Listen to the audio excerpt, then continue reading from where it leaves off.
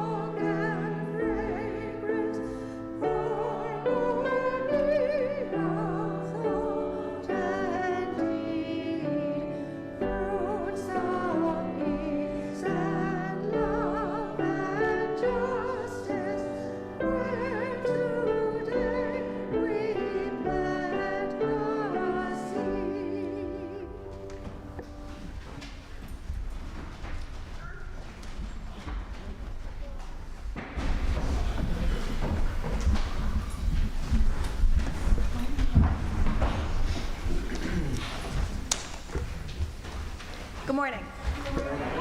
My name is Monica, and I am the treasurer on the Board of Trustees of the Unitarian Universalist Congregation of the Hudson Valley. Welcome to the Unitarian Universalist Congregation of the Hudson Valley. Whether of you have been with this congregation a decade or more, or this is your first time visiting, we welcome you. Whatever the faith and traditions of your past, we welcome you. Whatever your theological stance, we welcome you. Whoever you are and whomever you love, we welcome you. Whatever your heritage, we welcome you. We respectfully acknowledge the territory on which our church building sits as the ancestral homelands of the Munsee, Lenape, and Wappinger people. I have a bunch of announcements. Bear with me. We are pleased to announce that Blake Rowe will be our new musical director starting on June 1. We're looking forward to working with him soon.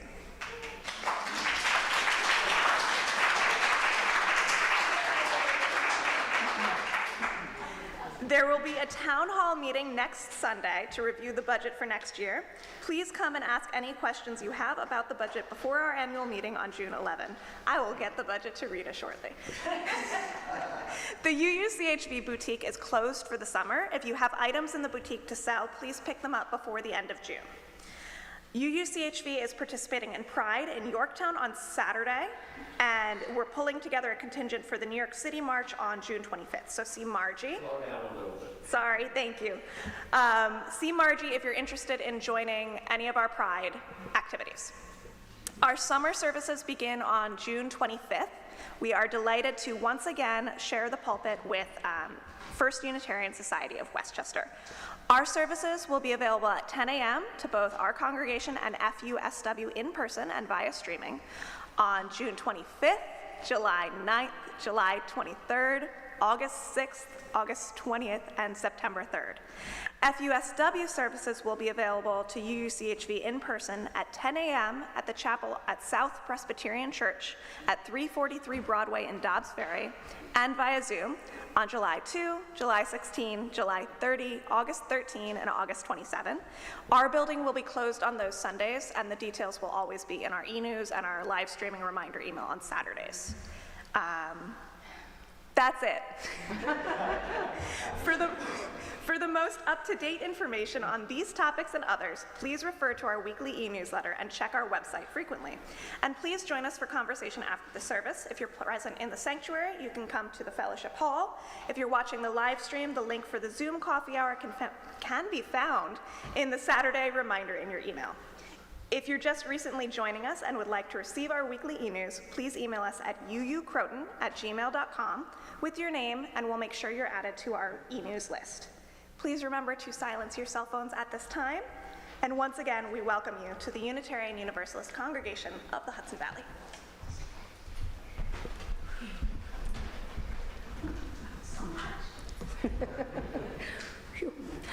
It is my pleasure to welcome back Reverend Lane Cobb. Reverend Cobb is an interfaith minister, women's leadership coach, and anti-racism educator, helping leaders and their organizations create inclusive communities and workspaces that nurture interracial relationships and contribute to a more equitable and just society. She is co-founder of Race Talk Revolution, Inc., a nonprofit organization that provides education to elevate and transform the social conscience and promote anti-racist activism through community engagement, self-discovery, and spiritual inquiry. Inspired by beloved community, she envisions a world of radical inclusion where everyone is valued and everyone belongs. Her virtual and in-person trainings challenge participants to transcend false narratives that separate us from each other so we can enjoy the bonds of our shared humanity. Reverend Cobb.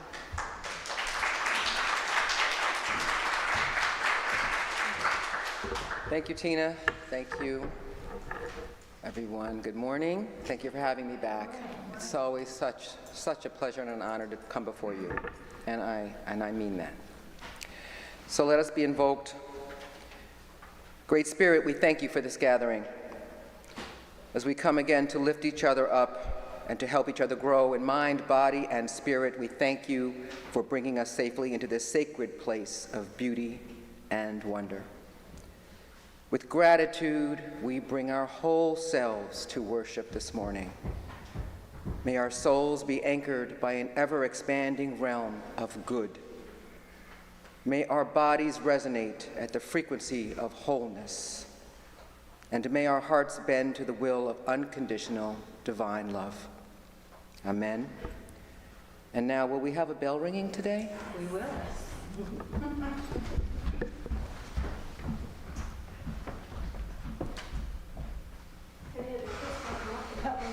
All the children and youth and young at heart are welcome to join Jane and Caleb to ring our bell for our 8 principles.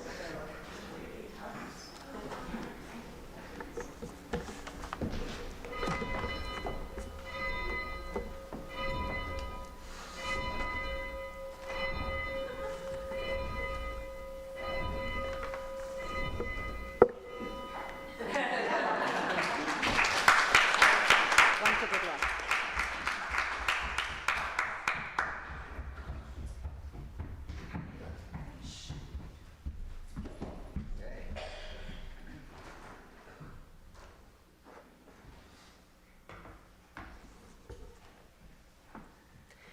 May the flame of this chalice, the symbol of our faith, connect us to all who have come before us, all who are with us in body and spirit, and all who are yet to come into being. Now please join me in reading our unison affirmation. The words are in your order of service. Inspired by love, our mission is to seek our true nature, connect deeply and openly, and act for justice. And we now invite all the children to join Jane in the Fellowship Hall for their religious exploration experience.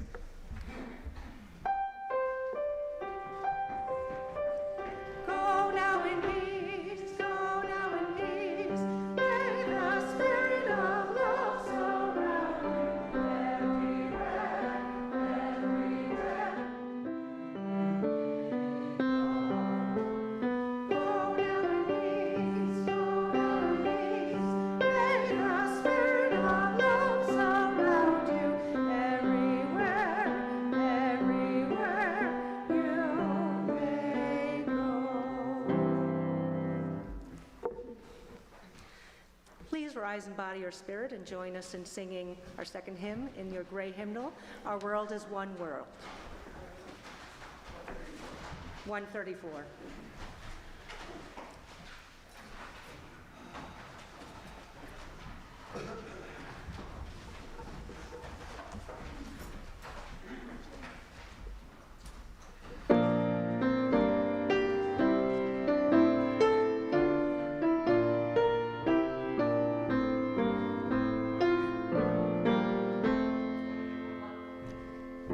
Our world is one world.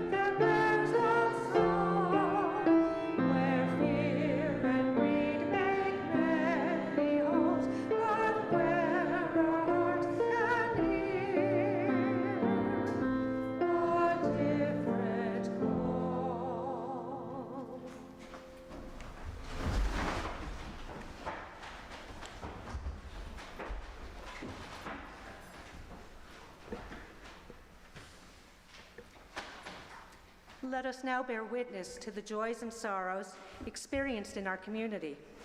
If you have a brief yet personally significant joy or sorrow that you are willing to share, please come up to the microphone and speak loudly so everyone, including the people watching at home, can hear you. If you would prefer to only have a candle lit without speaking, please just stand and I will light a candle for you.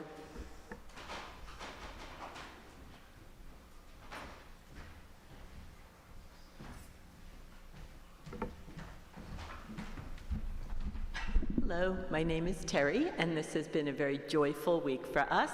Last Thursday was mine and Chris's 37th wedding anniversary. Friday was my Medicare birthday. And this coming Friday, Brian and his fiancée, Allie, are getting married. So we've been having lots of fun.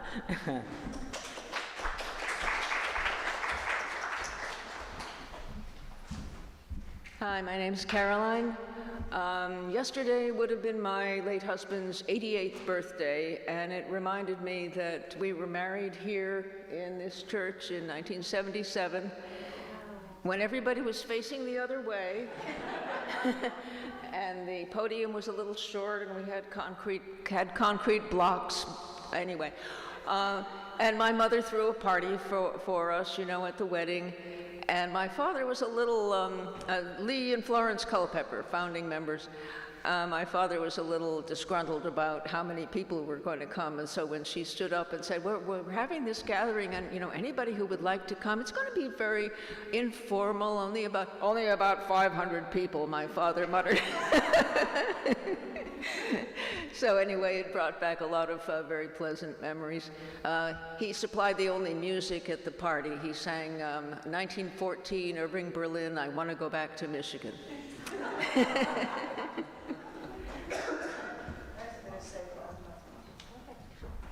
So, my name is Pam Zika. It's my first time here. I have a piece in the art exhibit, that's how I got here. And I know many people here that Scott I just met, and I've been Facebook friends with him since 2020, so it's really exciting, like seeing people in the flesh. And I'm Jewish by birth, but really excited to be here and to experience your service. And I'm getting a little upset because my grandfather and grandmother's yard site, the anniversary of their passing is this weekend, and my stepfather's also. So thank you for having me, and thank you for allowing us to have the art exhibit in your church.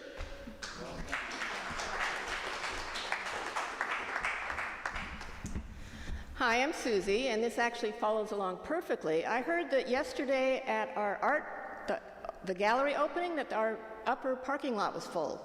So I'm not sure that's ever happened before, so it's great news.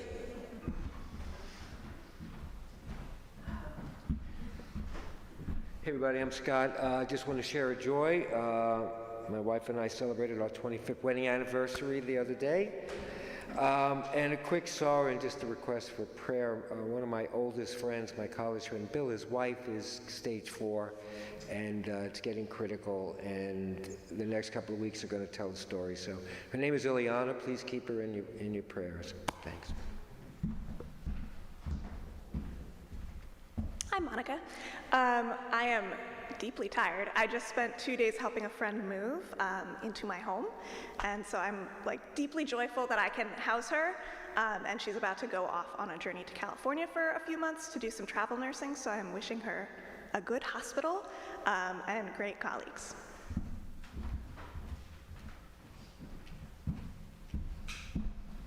Well, it's such a total joy to be able to say I'm so happy to join this community. I just can't wait to just get to know everybody, and I'm very joyful about that. So thank you. You're joyful.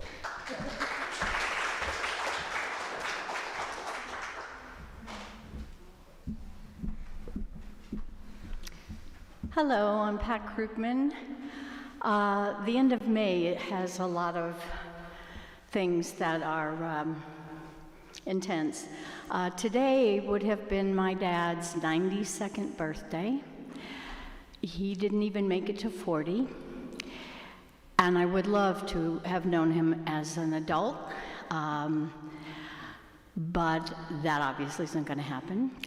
Sarah's dad just turned 70 on Friday, which is huge. It's been a struggle for the last few years, and we weren't sure if he was going to make it to then.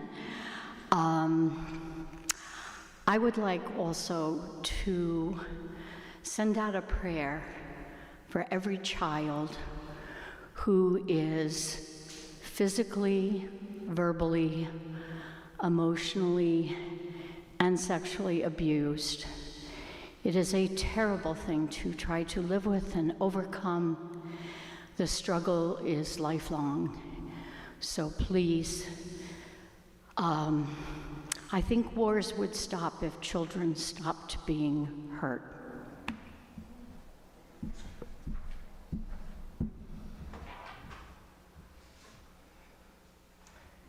We also light a candle for the joys and sorrows held in the sanctuary of our hearts. And we light a candle for those who have yet not found a place to share their joys and sorrows.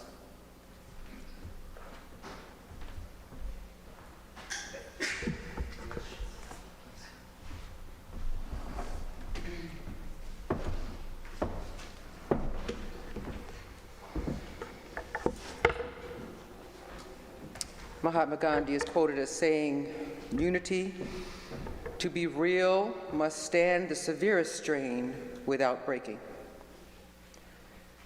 This morning, we stand in unity with those in need of care, those in danger, those who are besieged, those who are hungry and without homes, those who are hurting for any reason. With all that we have and all that we are, we hold the intention for their deliverance from suffering, and may we also be healed. We celebrate the miracles and milestones shared this morning. May the love that we give each other extend out into our world, such that it gives rise to random acts of kindness. Let us be light givers to the world. Let us give generously where we are able, such that the legacy of our giving is felt for generations to come. Let us be of one mind, such that unity is manifest in our work to progress the common good. In the name of love, let us gather. In the name of need, let us give. In the name of hope, let us be grateful. In the name of peace, let us transform. Amen. Now please join me in a moment of silence.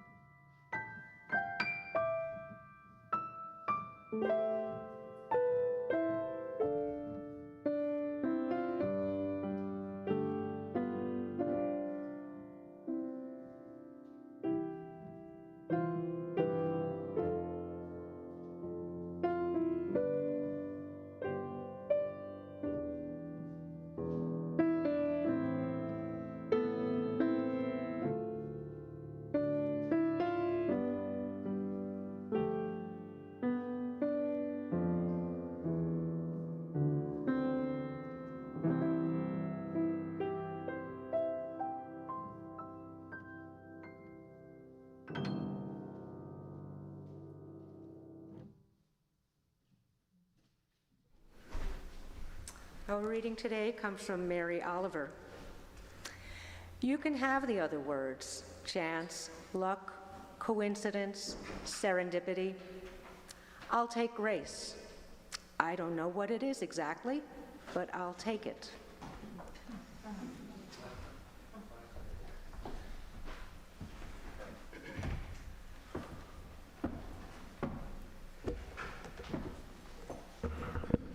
So a few weeks ago,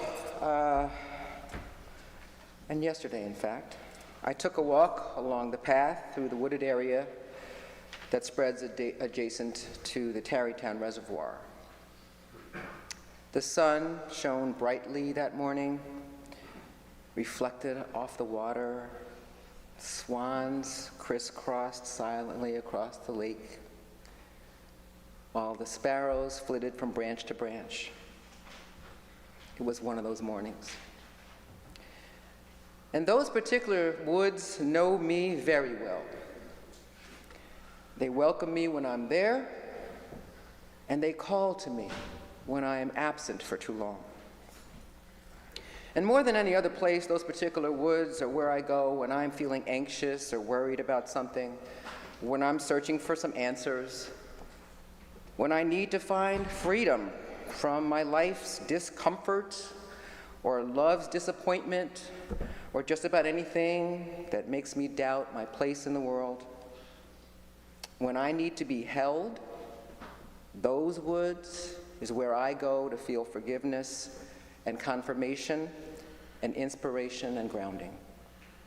And each time I do, I realize how lucky I am to have that place of beauty at my fingertips, just a short walk from my home. And each time I am overcome with gratitude. For me, and lots of nature lovers like me, the woods just feels like home. But more than that, the woods is a source of unconditional love and support, a source of forgiveness for my mistakes, a sense of affirmation, of purpose, and a sense of inspiration for how to move forward. In the woods, I am at peace, and I am never, ever, ever alone. In those woods, I experience healing and transformation, insight, and resolution. And for me, they provide the perfect experience of what I'm going to talk about this morning, grace. Releasing my neurotic ideations and attachments, of which I have many. I can stop worrying about how my life will turn out or whether I'm doing with my life something that's good enough or not. In this space of grace, I am completely at peace, and grace for me and for all of us is available even if the woods are not available. That's what I want to talk about. In Christian terms, grace can be defined as God's favor towards the unworthy. And I certainly get that.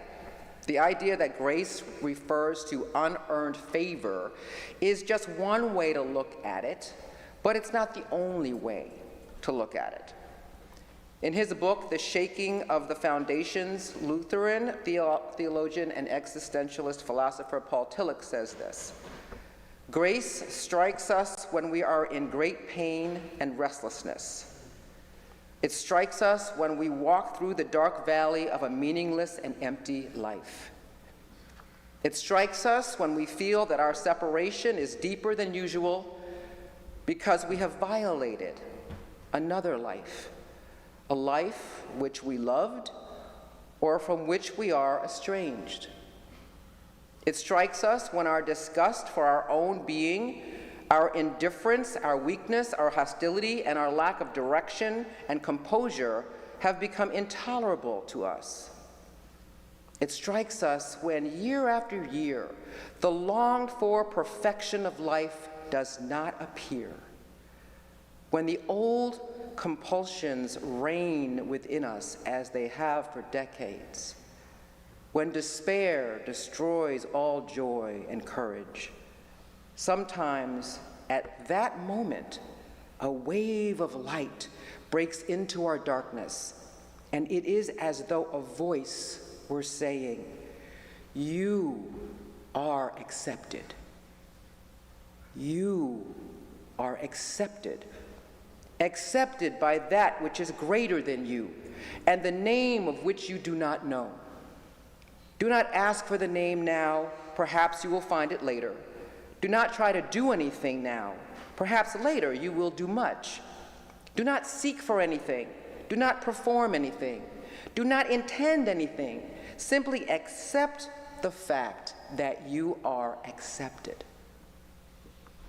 And that, beloved, is the grace to which I refer. Grace, the space of well-being, the space of enchantment, the space that allows you to know that you are loved, that you are good, and that your value is affirmed. This is the grace that I invite us to explore. Not the grace of charity, though charity is a form of grace. Not the grace of forgiveness, though forgiveness is a form of grace. The grace I'm talking about comes from a higher place, a place of expanded consciousness where love is our natural state, a place of possibility where the world and all of its inhabitants can evolve towards resolution till peace is achieved in every heart and every mind and every spirit. Making space for grace is one of the most loving things that any of us can do, not only for each other, but also for ourselves. If we can, just for a moment, suspend our judgments about what has transpired and give up our attachment to what happens next, we can see farther than the limits of our human condition. Making space for ourselves and our journey mates to show up as messy and imperfect, hurtful and destructive, vulnerable and needy, strong, weak, overbearing, ineffectual, generous, stingy, loud, silent, ugly, beautiful, clumsy, or graceful. Making space for humanity to show up and be transformed and transformational. That is making space for grace. Grace is transformative. Grace is enlightening. Grace allows beauty to show up when we most need to see it. In those times of doubt and darkness, whether ours or someone else's, when all else fails, grace opens doors for something new to emerge. As someone who calls on grace a lot, and I do, I call on it for inspiration when I don't know what to write about in a sermon or teach in a course. I call on it for resolution when I have a conflict and I don't know how to solve a problem. I call on it to create or remain in relationship with someone who doesn't share my point of view, or somebody that I don't really like, or anytime I don't feel sure of myself, which is way more than I would like, certainly. Making space for grace allows me to feel that the universe is holding me in good stead, and that not only will I be okay, but so will everybody else. And we worry about that. I love that about grace. Grace is the gift I give myself, which tells me that everything I have going on, I have elder care going on, I have pastoral care going on, advocacy, activism, whatever it is, I can drop a ball or two and still be okay. Grace makes space for us to be sloppy and still be loved and still belong. Grace makes space for us to be afraid and still do the hard stuff. Grace makes space for us to create community with folks we don't like or agree with. To my way of thinking, grace offers confirmation that we are not in this alone, that there is a force greater than we are,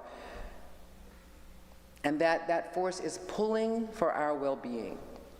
And whether you believe in a higher power or not, that's okay. It's not the point. The point is that we have that power at our fingertips, and we get to use it. Grace does not require us to believe in the supernatural. All it requires is an open heart and an open mind. Now, I know some people might say, well, that's easier said than done. Have you seen the world lately? Yeah. That's why we need grace. Have you ever sat with somebody while they processed a loss or allowed somebody to vent without taking it personally? Right? That's the process of making space for grace. It begins with recognizing when we or someone else needs our love and support. I have said many times that we here are lucky to have each other. We see ourselves in sacred spaces like this, where we are held and nurtured, and we're celebrated and we're stood for. This is our community. But so many of our fellow travelers are without the support of community, or even family, disowned, disfranchised, or simply disengaged. Disconnection from each other or from ourselves can leave us feeling vulnerable and afraid. Grace frees us from our own dysfunction. It helps us connect the dots between what happens to us and what we make that mean about us. Grace opens a conduit for reconnection to ourselves and the power we all have to heal from our past and be true to who we really, really are. If you've ever had a serious disagreement with your beloved, it's my experience that sometimes just declaring oneself as the space for healing and grace to show up is all that is needed for love to find its way back in, and sometimes just in the nick of time. Shaming in our society is rampant. It's devastating. It's hard to play well with others when you've been othered yourself or made to feel less than in any way. Making space for grace can help to assuage the discomfort of being different. And just as importantly, it can help us accept and include the folks that make us feel uncomfortable because of those differences. Grace opens the door for healing in our relationships. And who does not want more of that? As I said, we need to give up our judgments and agendas. We can do it. The universe already knows what we want, but sometimes what we want isn't what we need. Making space for grace means that we can let go of our agendas so that something unexpected can show up. A Course in Miracles teaches us that grace is our natural state, and the universe will naturally give us all that we need if we just allow it to do that. Self-judgment and judgment of others blocks our ability to receive our just due. Struggle of any type tightens our grip on our judgment and expectations. It effectively blocks our blessings. Stepping out of our judgment can help us see how much time and energy we spend evaluating our own and each other's worthiness, when what we really need to do is just open our arms and receive. Grace equals abundance.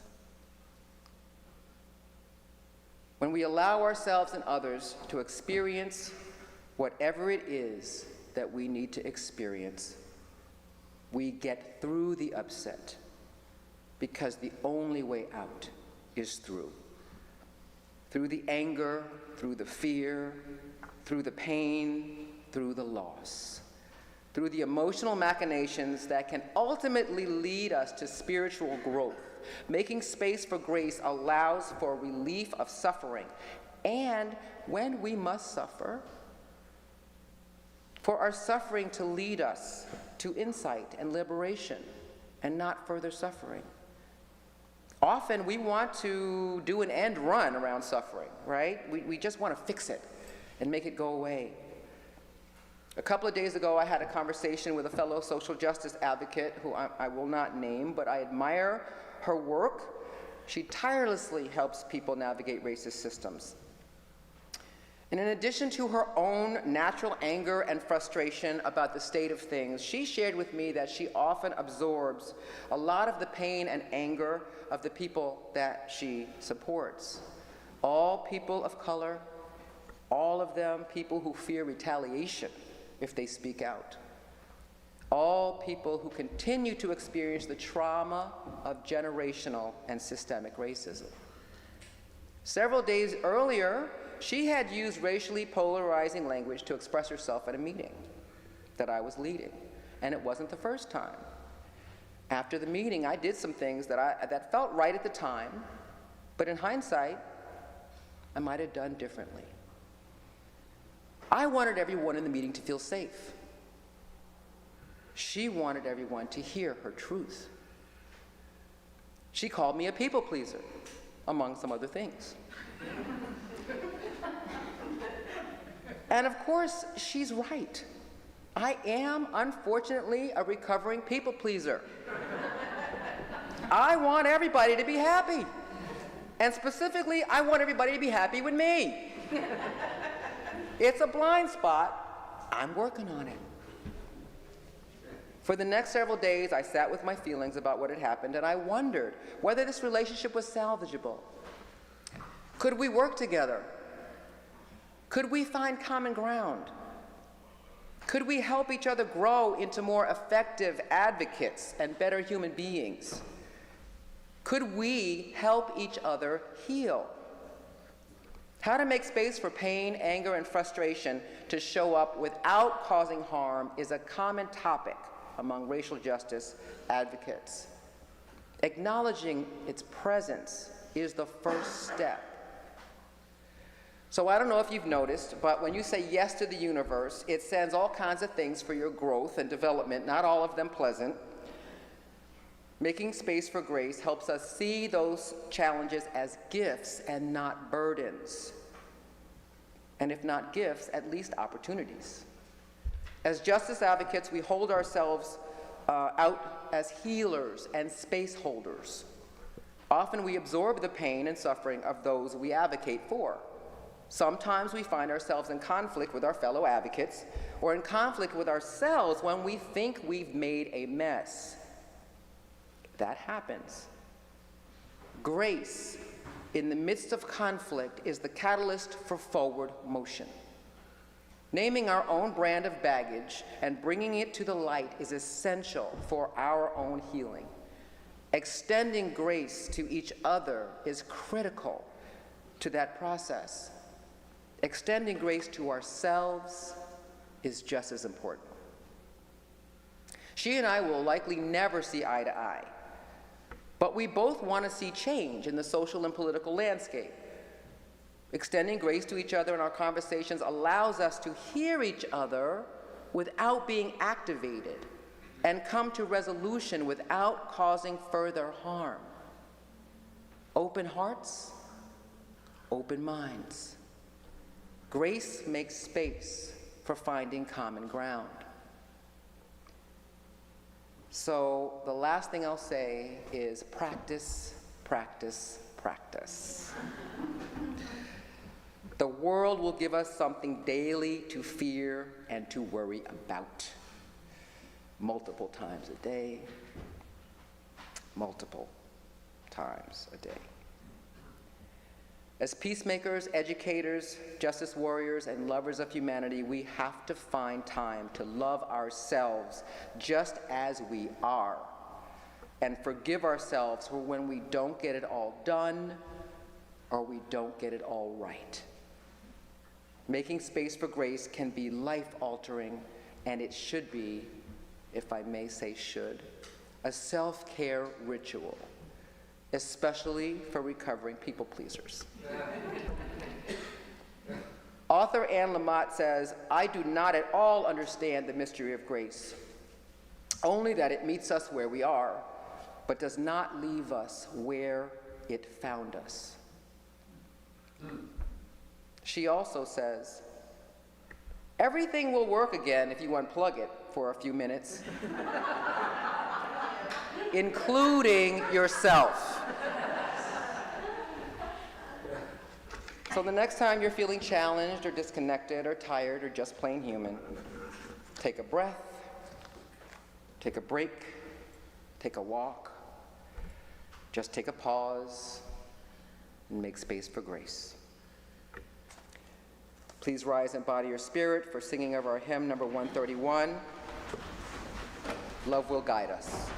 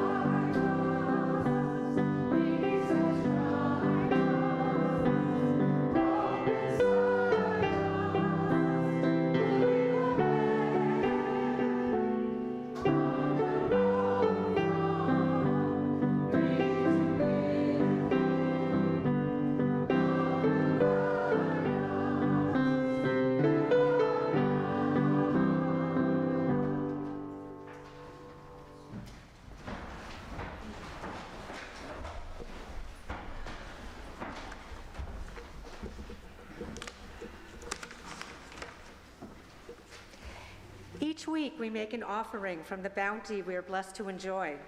We do this in a spirit of love and generosity, aware we have benefited from those who have gone before, those who in their turn gave generously. Our offering goes to support the work of love and justice undertaken by this community. Today's offering will be shared with the loft. Where it's not in the order of services. Anyway, the information on the loft can be found on their website. You can make your donation in several ways. If present in the sanctuary, you may give cash or a check in the offering plate as it comes by. You may also scan the QR code in your order of service. From your homes, you can make your donation via credit card or PayPal using the links provided in the e-news. Please remember to give a little extra to compensate for the 3% surcharge. Or if you prefer, you can always mail us a check. And if you're visiting today, please feel free to let the offering plate pass you by. Your presence is gift enough. The offering will now be given and gratefully received. And our offertory will be the song Simply the Best in honor of the passing of Tina Turner.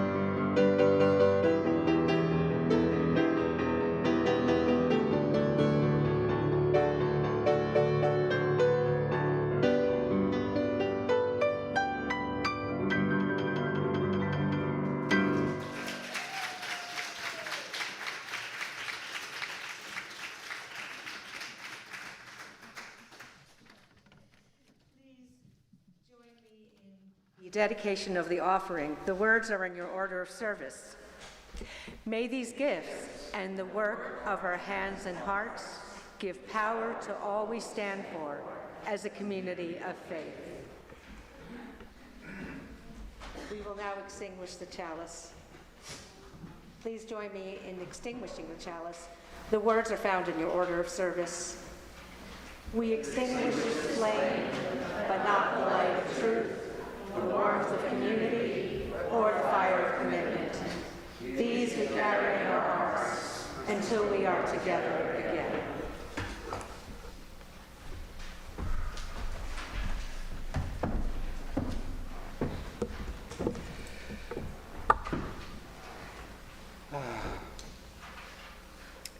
As we leave this gathered community, we do not leave our connection. We do not leave our concerns or our care for one another. Our service to each other and to the world and to our faith continues to bind us in the everlasting thread of human, eternal spirit. Until we are together again, may you be strong, may you be well, may you be loving and loved, may you be peaceful, and may grace light your way forward. Blessed be. Amen.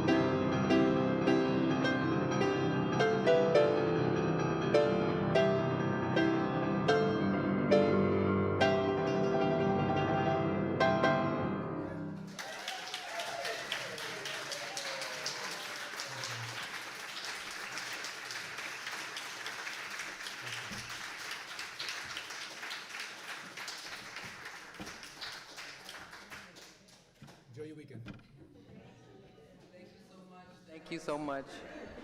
My goodness.